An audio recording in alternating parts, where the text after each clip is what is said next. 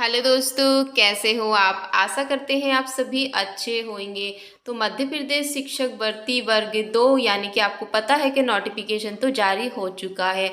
आवेदन संबंधी कुछ जानकारी मैं आपके सामने लेके आई हूँ, जो बहुत से अभ्यर्थियों को परेशानी होती है फॉर्म डालने में। तो दोस्तों, पहले तो हम इसकी तिथि देख लेते हैं कि आप देख सकते हो कि जो आवेदन होने हैं, आपके आवेदन भरने की जो तिथि है आपकी 28 जनवरी से स्टार्ट हो रही है और 11 फरवरी तक इसके फॉर्म भरे जाएंगे। ऑनलाइन परीक्षा होगी। आपकी आवेदन पत्र में संशोधन करने की तिथि आप 28 जनवरी से आप 16 फरवरी तक इसमें कुछ संशोधन भी कर सकते हैं। संभावित परीक्षा की दिनांक आपको पता है कि 20 मार्च से आपके एग्ज़ाम स्टार्ट होने की संभावित तिथि बताई जा रही है। 2 पालियों में आपका एग्ज़ाम होगा, प्रथम पाली और द्वितीय पाली में। प्रथम पाली आपकी 7 बजे से स्टार्ट होगा आपका रिपोर्टिंग टाइम, और दूसरी पाली का रिपोर्टिंग टाइम है 1 बजे से।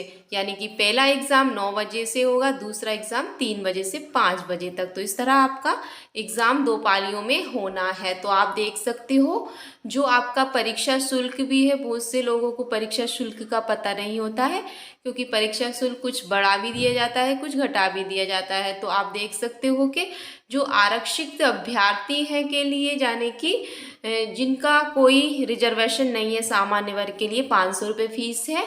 बाकी के जो ओबीसी, एसटी, ओबीसी, दिव्यांगजनों के लिए आपका 250 रुपये फीस लगने वाली है। पोर्टल का, ऑनलाइन पोर्टल 60 रुपये फीस लेंगे, और जो लॉगिंग करने, फॉर्म लॉगिंग करने पर पोर्टल का 20 रुपये आपसे अतिरिक्त लिए जाएंगे। तो कुछ दिशा निर्देश भी इसके नीचे दिए हैं, आप इन्हें भी पढ़ सकते हैं। जैसे कि अभ्यर्थी का आधार कार्ड पंजीयन अनिवार्य है, यानी कि मंडल द्वारा अपेक्षित परीक्षाओं के मूल फोटो युक्त पहचान पत्र आदि बहुत सारे निर्देश है, इन्हें आप पढ़ सकते हैं। ज़्यादा टाइम लगेगा इन्हें पढ़ने में, आप पढ़ लेना।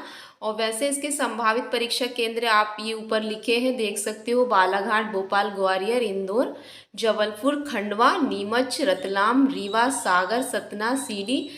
ये 13 यानी कि 12-13 आपके परीक्षा केंद्र है। इसमें से आपके जो नज़दीक हो आप उसी को डालना, वरना आप ही को परेशान होगी। आप इसमें से हर किसी को मत डाल देना। यदि आप भोपाल के हो तो केवल भोपाल और यानी कि इंदौर ही 2 चुनना रहता है हमें परीक्षा केंद्र। तो आप जो नज़दीक हो, आप जहाँ रहते हो वही आसपास का आप परीक्षा केंद्र चुनें, ज़्यादा दूर का ना चुनें, वरना आप पेपर देने में आप ही को परेशानी होगी, आने जाने में दिक्कत होगी। तो दोस्तों, ये परीक्षा केंद्र है। फीस भी आपकी सामान्य वर्ग के लिए 500 है, बाकी के लिए 250 रुपये है। पोर्टल का शुल्क भी अलग से लिया जाएगा। और यानी कि और जो परीक्षा, सबसे मैन सब बात तो मैं आपके लिए ये लेके आई हूँ कि बहुत से अभ्यर्थी ऐसे होते हैं जो फॉर्म भरने चले जाते हैं, लेकिन हमें नहीं पता हम किस विषय में फॉर्म डालें।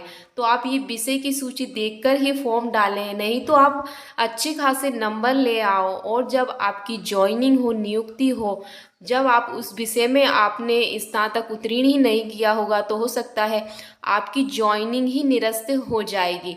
तो इसलिए सबसे मेन बात है, पढ़ाई के साथ साथ अपने जो विषय में आपको फॉर्म डालना है उसकी पूरी जानकारी आपको होना बहुत ज़रूरी है। तो आप जानकारी यहाँ से देख सकते हो। माध्यमिक शिक्षक के विषयों की सूची, ये विषय दिए गए हैं, इन्हीं विषयों पर आपको अपने फॉर्म डालना है। यदि आप गणित विषय से फॉर्म डालना चाह रहे हो तो आपका गणित विषय के अंतर्गत अभ्यर्थी को गणित अथवा भौतिक शास्त्र व इंजीनियरिंग विषय के साथ स्नातक उपाधि धारित करना अनिवार्य होगा। आपका जो स्नातक है वो इन विषयों के अंतर्गत होना चाहिए। यदि विज्ञान विषय से आप फॉर्म डालना चाहते हो तो विज्ञान के अंतर्गत रसायन शास्त्र, वनस्पति विज्ञान, प्राणी विज्ञान, माइक्रोबायोलॉजी यानी टेक्नोलॉजी, इस तरह के जो यानी कि जो आपने इसमें स्नातक तीनों वर्षों में यानी कि 2 विषयों के साथ आपने स्नातक उपाधि धारण की है, तभी आप विज्ञान विषय से फॉर्म डाल सकते हो।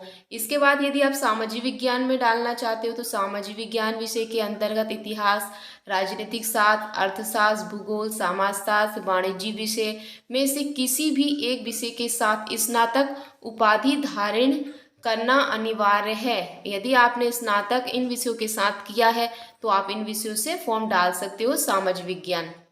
यदि हिंदी के अभ्यर्थियों को स्नातक स्तर पर हिंदी विषय को मुख्य रूप से आपने स्नातक को मुख्य विषय के रूप में पढ़ा हो, वो भी तीनों वर्ष, तो ही आप फॉर्म डाल सकते हो। वैसे आपका क्योंकि फाउंडेशन कोर्स होता है तो उसमें मेन विषय आपको अलग से चुनना रहता है। मेन विषय में यदि आपने हिंदी सेलेक्ट किया है तो ही आप फॉर्म डाल सकते हो। इसी तरह अंग्रेजी के अभ्यर्थी को स्नातक स्तर पर अंग्रेजी विषय को मुख्य विषय के रूप में तीनों वर्ष अध्ययन करना अनिवार्य होगा, तभी आप अंग्रेजी विषय से आप फॉर्म डाल सकते हो। वरना आप और अदर विषय से फॉर्म डाल दो तो आप ही को परेशानी होगी। तो विषय आप इनको देखकर ही डालें फॉर्म। यदि संस्कृत के अभ्यर्थी संस्कृत से फॉर्म डालना चाह रहे हैं तो संस्कृत के अभ्यर्थी को स्नातक स्तर पर यानी कि ग्रेजुएट स्तर पर आपका संस्कृत विषय से मुख्य विषय के रूप में आपने तीनों वर्ष मुख्य विषय के रूप में अध्ययन किया है तो ही आप फॉर्म डाल सकते हो संस्कृत विषय से। इसी तरह आपका उर्दू भी है। उर्दू के अभ्यर्थी को स्नातक स्तर पर उर्दू विषय मुख्य विषय के रूप में तीनों वर्ष अध्ययन किया है तो ही आप फॉर्म डाल सकते हो। तो दोस्तों, आपको फॉर्म हमेशा इन विषयों को देखकर ही डालना है। हर मन से आपको सब्जेक्ट चुनना गलत होगा, क्योंकि आप अच्छे नंबर ले आओ, अच्छे से पढ़ाई भी करो, लेकिन जब आपको ज्वाइनिंग मिलेगी तो आपके विषय, आपके रिजल्ट, आपके जो भी डॉक्यूमेंट्स हैं वो चेक करे जाएंगे। इससे आपकी ज्वाइनिंग निरस्त हो जाएगी। इसलिए आप विषय भी डालो तो देखकर ही डालना। तो दोस्तों, वीडियो कैसी लगी, थोड़ी सी भी अच्छी तो चैनल को सब्सक्राइब और लाइक जरूर करिएगा। फिर किसी नेक्स्ट वीडियो में नेक्स्ट खबर के साथ, तब तक के लिए धन्यवाद दोस्तों।